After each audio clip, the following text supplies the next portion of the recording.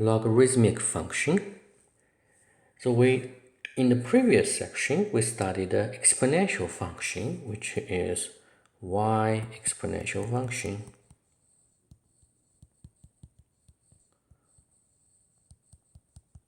Which is y equals a to the x, right? Where a is greater than 0 and a is not equal to 1.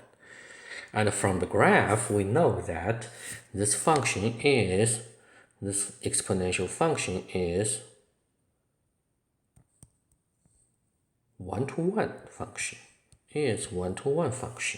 Okay?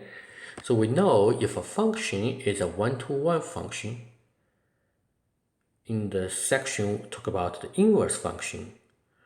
If a function is one-to-one, then the inverse must exist, right? So how to solve the inverse? We start from this one. To solve the inverse, the first thing is we need to switch x and y, right? Interchange x, y, right? Y as x and x as y. This is to find inverse, right?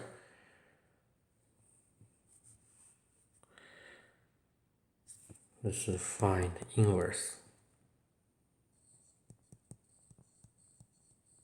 This is a typical way. Then we solve for y, but we don't know how to solve for y, right? We don't know what is y equals. Y equals what? Okay, so the mathematician say, okay, since this is a very simple, it's already very simple, right? We have no idea to solve for y.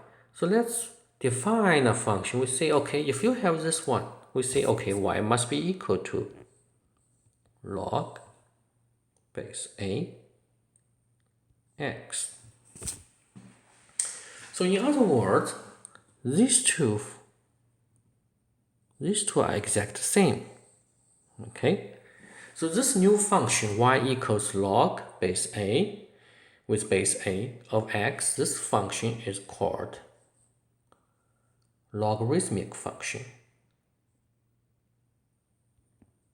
This is the logarithmic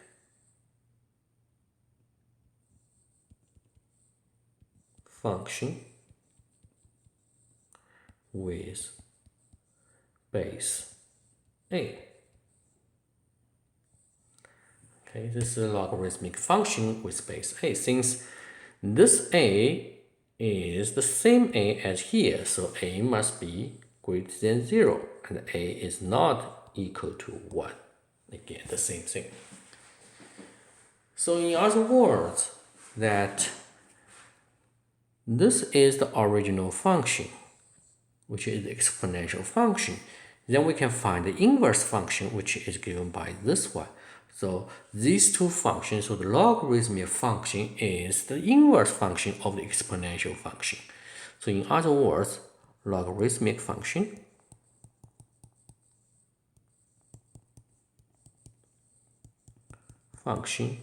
and exponential function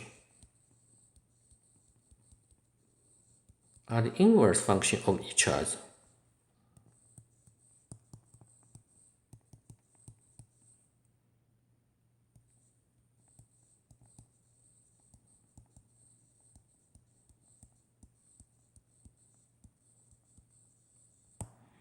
Okay. So this is the way we define a logarithmic function, which is y equals log with base a of x. So here is some remark for, so it's the same as,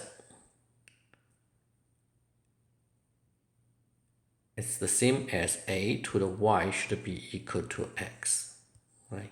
It's meaning, okay? The meaning for this logarithmic function, which is a to the y equals x, right? Which is from when we're finding the inverse function, we needed to switch x, y from the exponential function.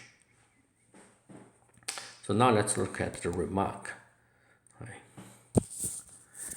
So there is some special logarithmic function.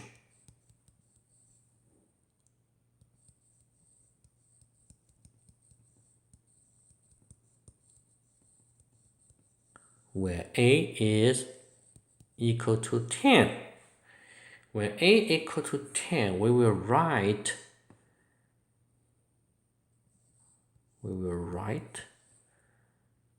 log 10 of x as just as log x. Okay, this is called a common logarithmic function, which is called the common logarithmic function or log function. Okay, this is called a common log function. That means base is 10. If base a is e, then we will write log with base e of x as ln x. So here, this ln x is called natural logarithmic function or natural log function.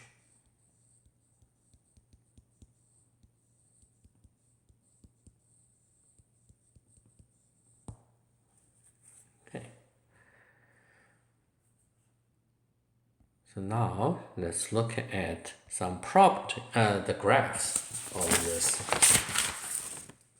function, of log function. Graphs of f of x equals log with base a of x. The same as before, we needed to consider the different cases.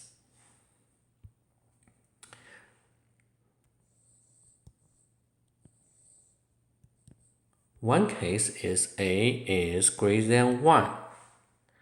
A is greater than 1, we know that the exponential function, which is given by this one, right, goes through the point, 0, 1 point. This is 0, 1. Right, the exponential function would be this one. This is y equals a to the x. And we know the graph of the inverse function is, which is symmetric with respect to the y equals x line. So this is the y equals x line. So we flip this curve along the y equals xy line. So it will, this point would be here, right? If you flip it along this y equals x line. So this one would be 1, 0 point. And our graph would be this one, right? They are symmetric with respect to the y, x equals y line.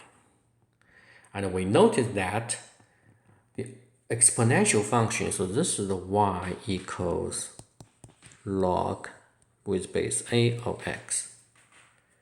The original function has a horizontal asymptote at y equals 0. So now the logarithmic function has a vertical asymptote at x equals 0, which is the y-axis. So it will never touch y-axis. Okay, so let's look at some properties for this one. So this is the a should be greater than 1, right? So it must go, so there is the domain. Okay, let's look at the domain. Domain is what? The domain is only have on the right side of the y-axis. So the x values can only take from 0 to positive infinity. It cannot be 0 because it will never touch y-axis, because the y-axis is its vertical asymptote. And the range Okay, so the range is what? From the graph, which is from negative infinity to infinity, right?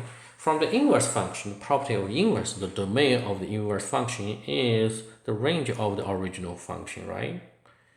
And the range of original function equals the domain of the range of the inverse function equals the domain of the original function. So you will see we switched these two from the exponential function. And x-intercept, right? So now we have the x-intercept, which is 1, 0 point. So it must go through this point for the logarithmic function. Y-intercept, no, there is no y-intercept. No. And we have the vertical asymptote, which is x equals 0, which this is the y-axis. Okay. So the similar thing for the next case where a is greater than 0 but less than 1. So the graph would be, okay, so here I forgot one thing, that this is still an increasing function. So a is greater than 1, so it's an increasing function. It will not change. Okay, so now let's look at the exponential function. Would be, this is the 0, 1, 0 point, right? This is the 1, 0 point, so it would be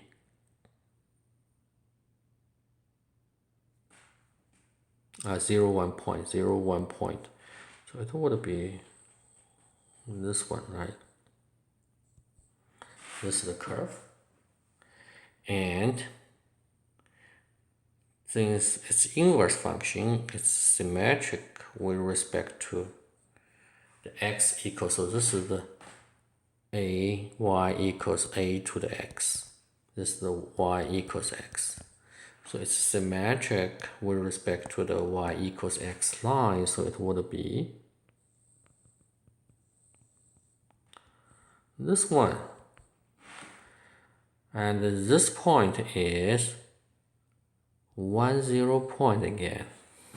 Okay, so this is the graph for y equals log a of x, which a is less than 1, greater than 0. So let's look at some properties. Domain. Domain is from what? All the x values. Then you can plug in from graph, because y-axis is the vertical asymptote, so it will never cross y-axis. So x is always greater than 0. And the range, which is negative infinity to infinity. And the x-intercept, which is 1, 0. Y-intercept, there is no y-intercept. And we have the vertical asymptote, which is x equals 0. And this is a decreasing function. So you should be familiar with these properties. So here is one important remark, that for the y equals a to the x, then the domain is from negative infinity to positive infinity. There's no restrictions. For the y equals log a of x, so the domain is x greater than 0. Okay, so you should be very careful. This input x must be positive number. If it's a negative number, no.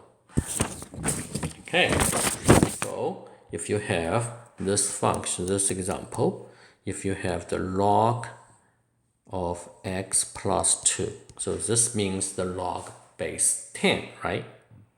The base is 10, so we just write the log. So what is the domain? So the domain means this input This is the input, right? This input should be greater than 0. So x plus 2 should be greater than 0, right? So you will have x is greater than -2. So this is our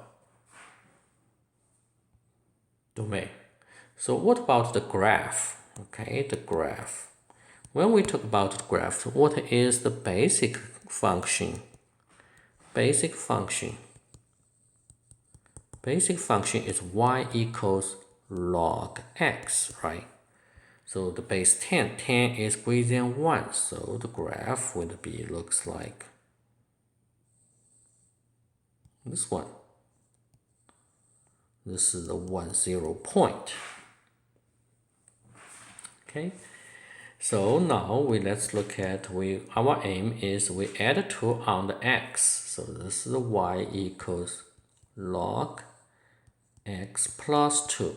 So we know that add 2 on x means move to the left. Right, move to the left. Move to the left 2 units.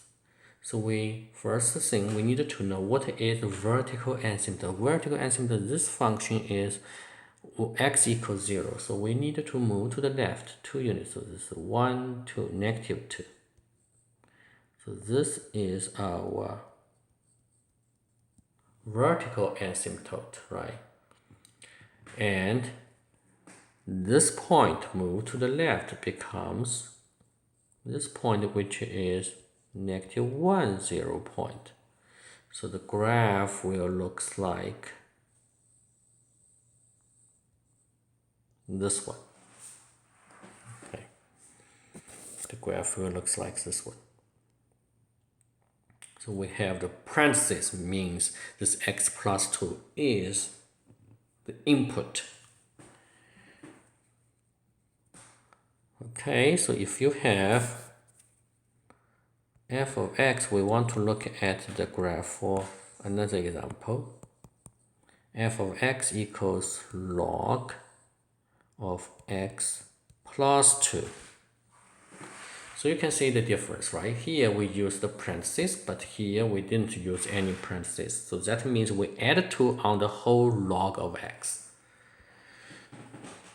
So the basic function, or the parent function for this function, which is y equal to log x. So with the graph would be this one. Okay. So we add 2. So this is the 1, 0 point. And we add 2 on the whole log, right? We add 2 on here. So this one is y equal to log x plus 2. We add 2 on the whole log. So we move up 2 units, right? But we didn't, since we move vertically, we didn't change our vertical asymptote. So the vertical asymptote is still x equals 0, which is y-axis. So we move up, so this is the special point, 1, 0, move up 2 units, 1, 2, is here. So the graph here looks like this one, okay?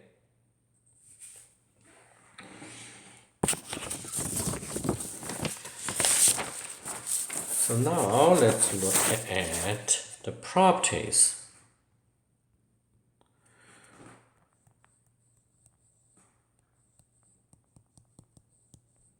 The properties. So here is the one property we have. The first property, which is log a of 1. So when x equals 1, what is this value? So from the graph, when x equals 1, y equals 0. When x equals 1, y equals 0. Okay, so this property says, okay, when x equals 1, this one equals 0. 2. Log a and a. Okay, log a and a equals what? So remember, log ax equals y. it means x equals a to the y, right? So now our log AA equals what? It means a equals x equals a equals a to the what? Question mark. So here, this question mark must be equal to 1, right? So it's equal to 1. 3.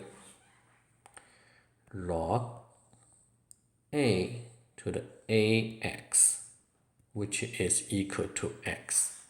This is called the inverse function, right? Log function is the inverse of the exponential, so the log of the exponential would be x, right? You will have the same thing. A to the log a of x would be equal to x. So you'll be careful. So this is called the inverse property.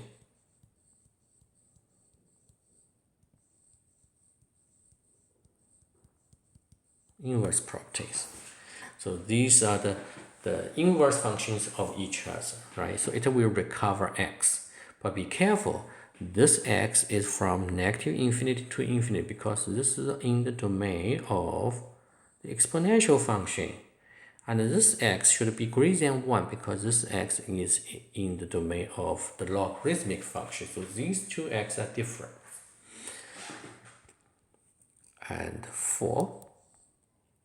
This is the log a of x equals log a of y. Then it must be x equals y. This is called one-to-one property. So this is a one-to-one function. Okay, so there is some corresponding. So for the function y f of x equals the natural log of x, this is the function we often use. We have the same property.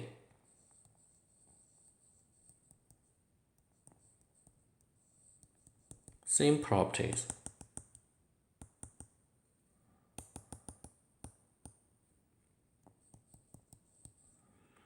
First one, natural log of 1 must be equal to 1.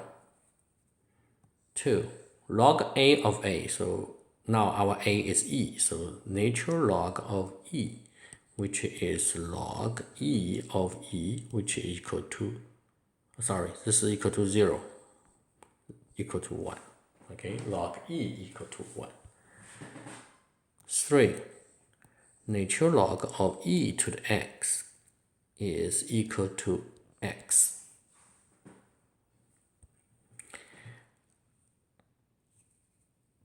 And e to the natural log of x would be equal to x.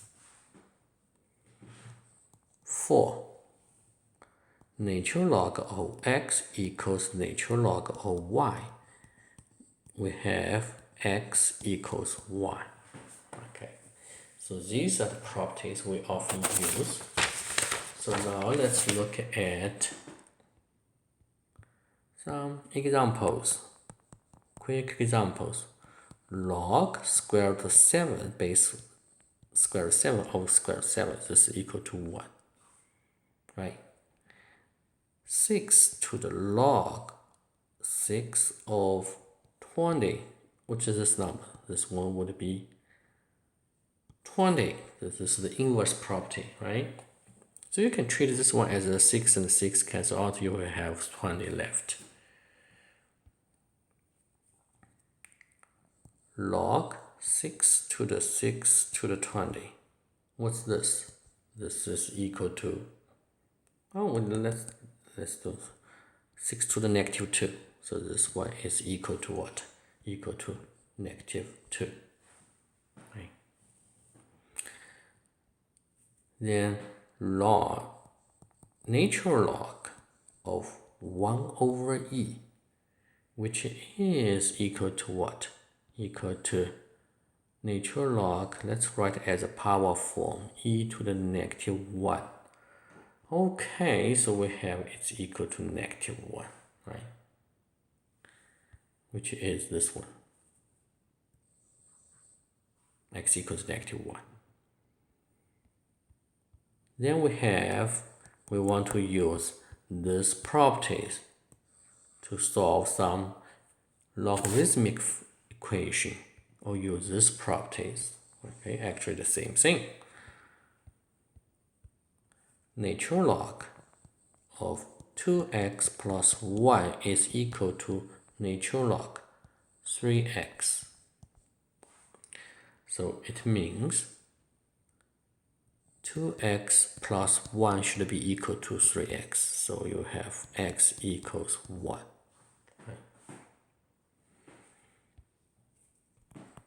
Another example. Nature log x squared plus 3 equals nature log of 12. So you will have x squared plus 3 is equal to 12, so x squared equals 9, so x equals plus or minus 3. Okay, so here is another thing you should be careful. If you have log,